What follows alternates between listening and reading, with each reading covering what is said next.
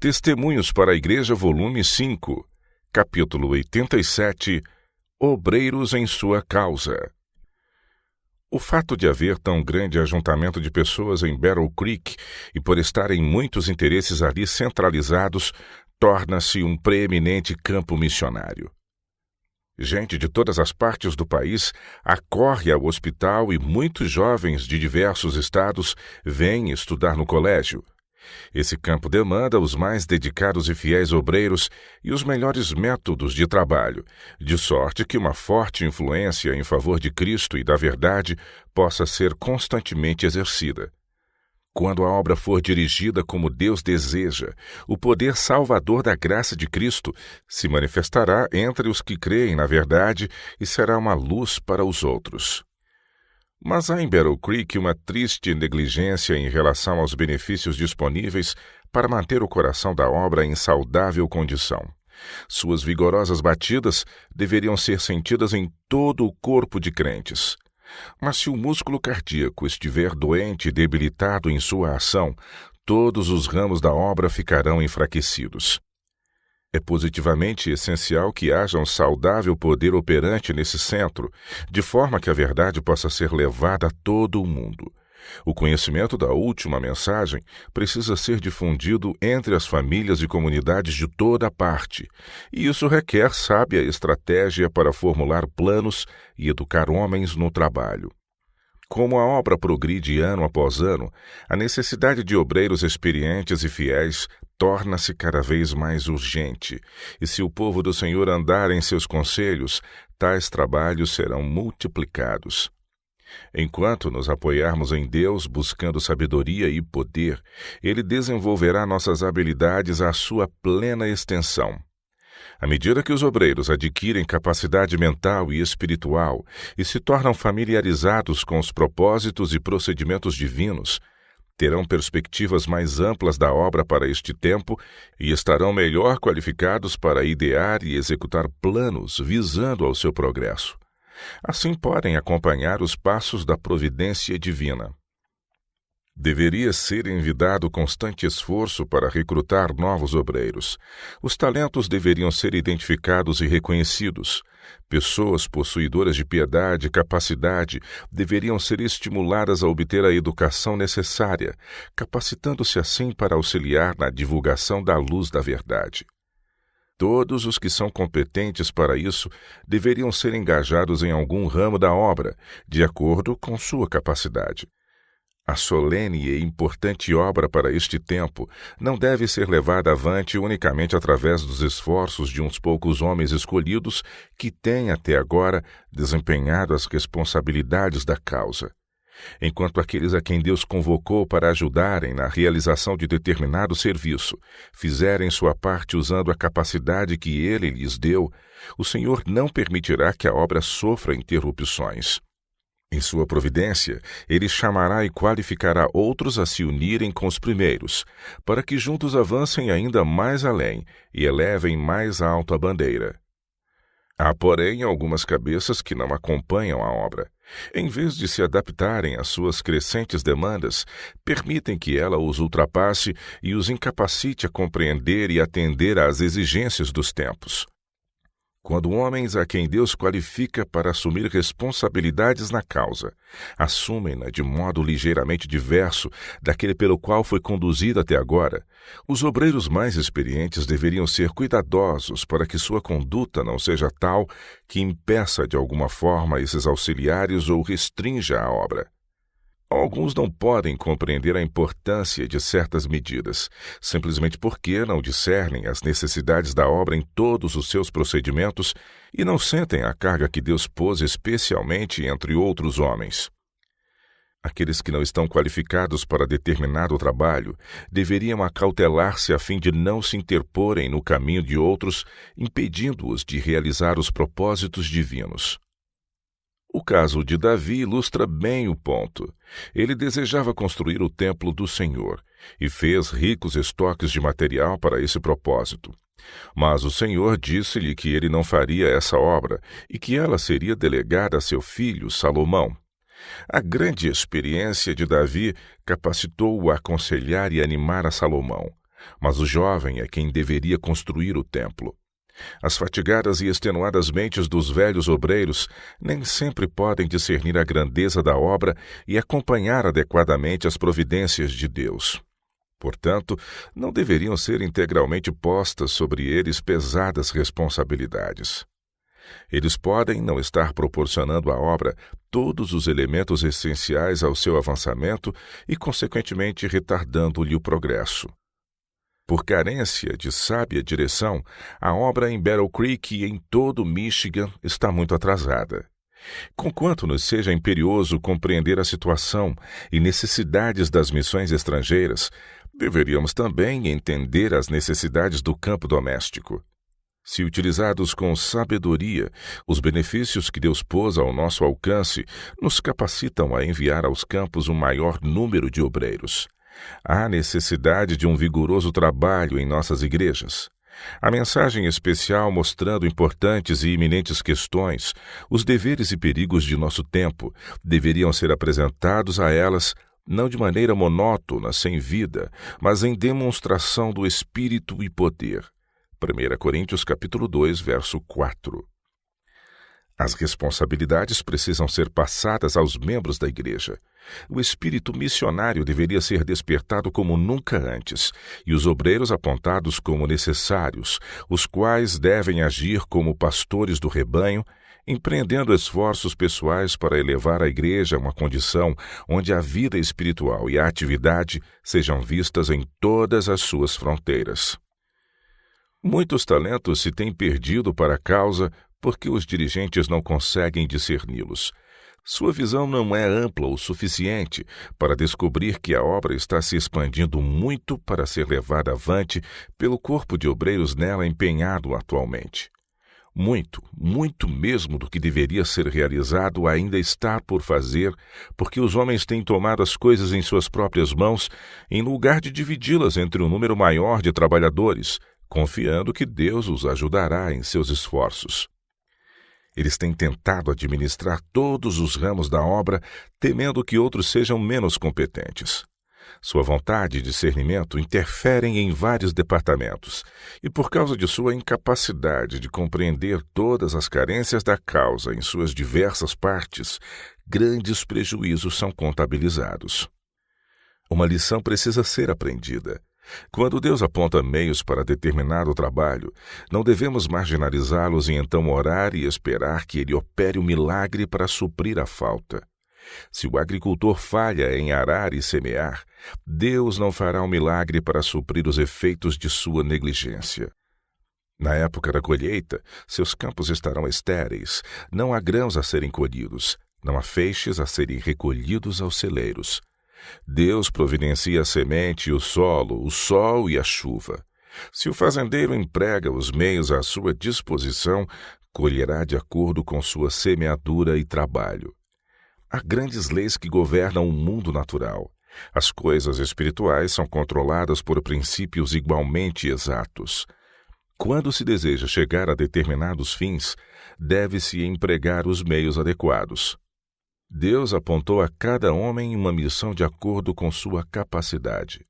É pela educação e prática que as pessoas são qualificadas para atender a qualquer emergência que possa surgir, e é preciso planejamento sábio para colocar cada um no lugar certo, visando a proporcionar-lhe experiências para assumir responsabilidades. Mas, conquanto a educação, o preparo e o conselho dos que têm experiência sejam todos necessários, deve-se ensinar aos obreiros que não se apoiem inteiramente no juízo de qualquer homem. Como livres agentes de Deus, todos devem dele pedir sabedoria.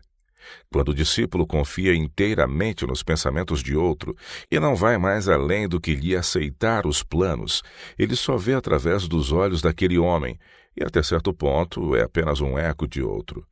Deus trata com os homens como seres responsáveis. Ele, por seu espírito, atuará através da mente que ele pôs no homem, contando que o homem lhe dê oportunidade de operar e reconheça o seu trato. É seu plano que cada um use por si mesmo a mente e a consciência. Ele não deseja que um homem se torne a sombra de outro, tão somente externando os sentimentos do outro. Todos deveriam amar seus irmãos e também respeitar e estimar seus líderes, mas não torná-los seus portadores de cargas. Não devemos despejar todas as nossas dificuldades e perplexidades sobre a cabeça dos outros para esgotá-los. E se algum de vós tem falta de sabedoria, peça a Deus, que a todos dá liberalmente e não o lança em rosto. E se algum de vós tem falta de sabedoria, peça a Deus, que a todos dá liberalmente e não o lança em rosto, e ser-lhe-á dada. Peça-a, porém, com fé, não duvidando. Tiago capítulo 1, versos 5 e 6. Jesus nos convida: vinde a mim todos os que estáis cansados e oprimidos, e eu vos aliviarei. Tomai sobre vós o meu jugo, e aprendei de mim, que sou manso e humilde de coração, e encontrareis descanso para a vossa alma, porque o meu jugo é suave, e o meu fardo é leve. Mateus 11, versos de 29 a 30. O fundamento do cristianismo é Cristo, nossa justiça. Os homens são individualmente responsáveis diante de Deus e cada um deve agir como sentindo sua presença e não ser dirigido pela mente de outrem, pois, se essa conduta for seguida, as pessoas não serão impressionadas e dirigidas pelo espírito do grande Eu Sou.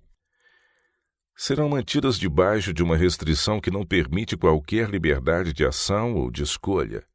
Não é vontade de Deus que seu povo em Battle Creek permaneça na presente condição de frieza e inação até que um miraculoso poder opere na igreja e a desperte para a vida e a atividade. Se quisermos ser sábios e usar diligentemente, piedosa e reconhecidamente os meios por intermédio dos quais luz e bênção advenham ao povo de Deus, então nenhum poder na terra será capaz de arrebatá-los de nós. Porém, se recusarmos os métodos divinos, não esperemos um milagre seu para conceder-nos luz, força e poder, pois isso nunca ocorrerá.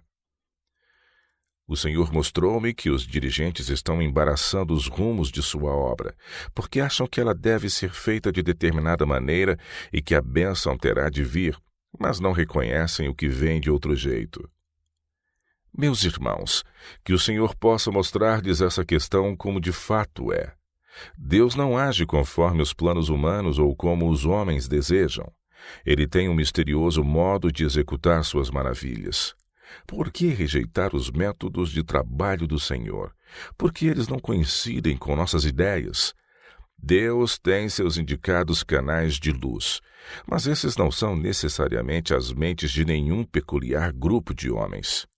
Quando todos assumirem seu lugar indicado na obra de Deus, buscando realmente sabedoria e orientação dele, então grande progresso será feito ao deixarmos a luz brilhar sobre o mundo.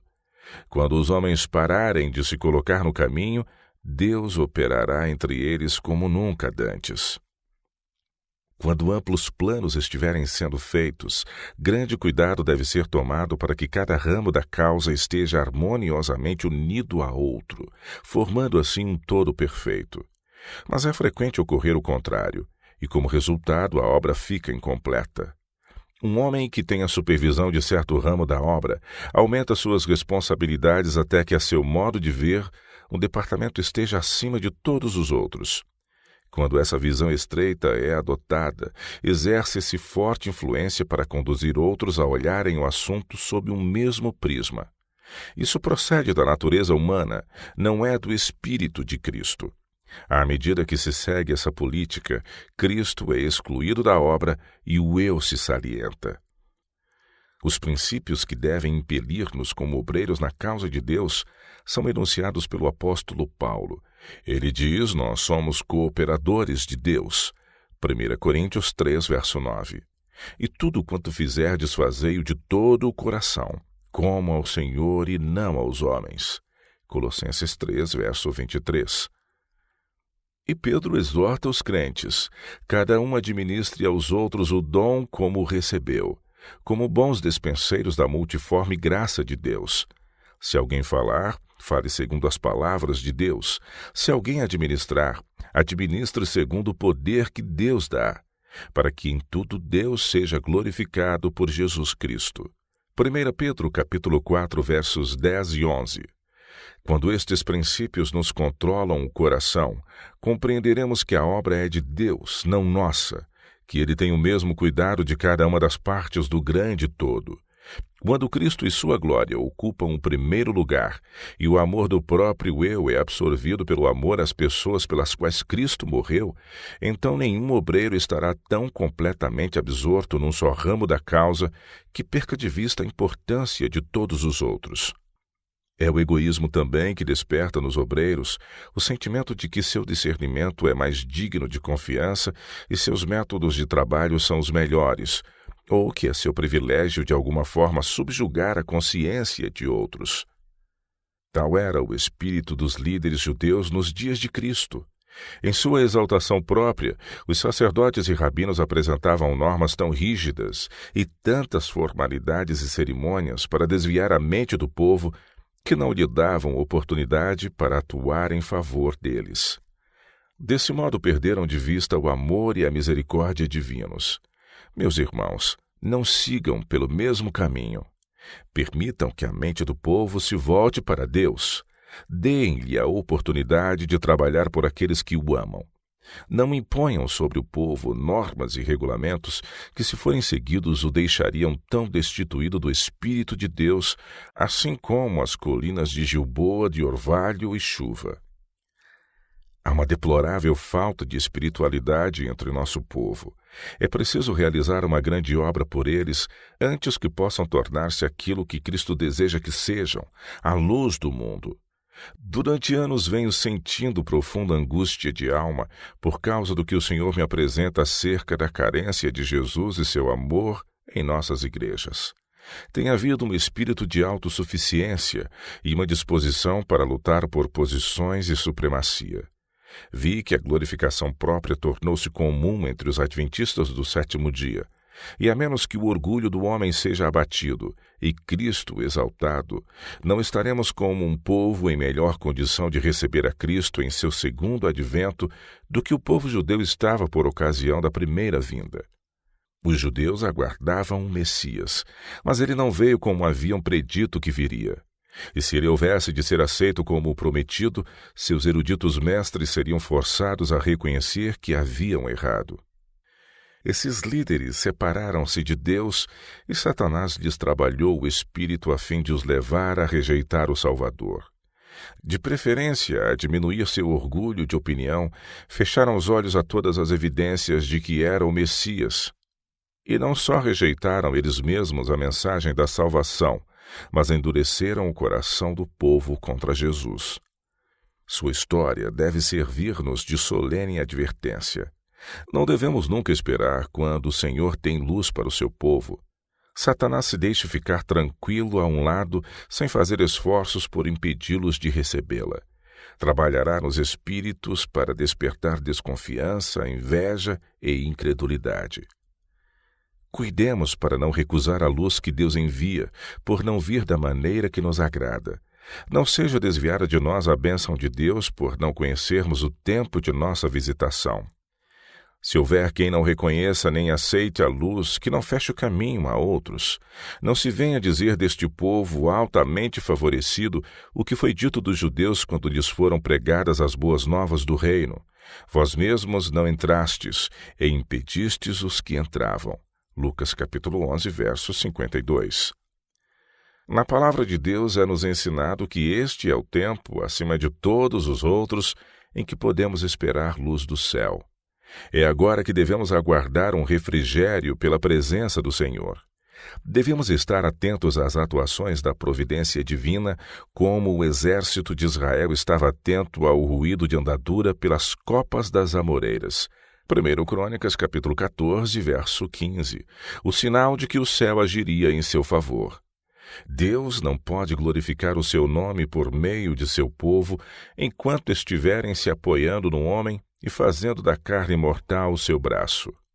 Sua condição atual de debilidade continuará até que só Cristo seja exaltado, até que com João Batista digam com coração humilde e reverente: é necessário que ele cresça e que eu diminua.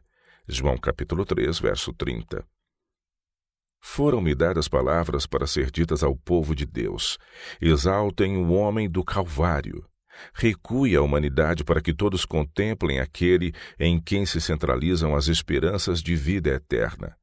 Diz o profeta Isaías: porque um menino nos nasceu, um filho se nos deu, e o principado está sobre os seus ombros. E o seu nome será Maravilhoso Conselheiro, Deus Forte, Pai da Eternidade, Príncipe da Paz. Isaías 9, verso 6.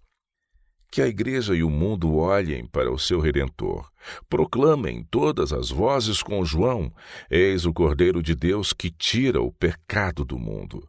João capítulo 1, verso 29. É a alma sedenta que se abre à fonte das águas vivas. Deus declara: derramarei água sobre o sedento e rio sobre a terra seca. Isaías 44, verso 3.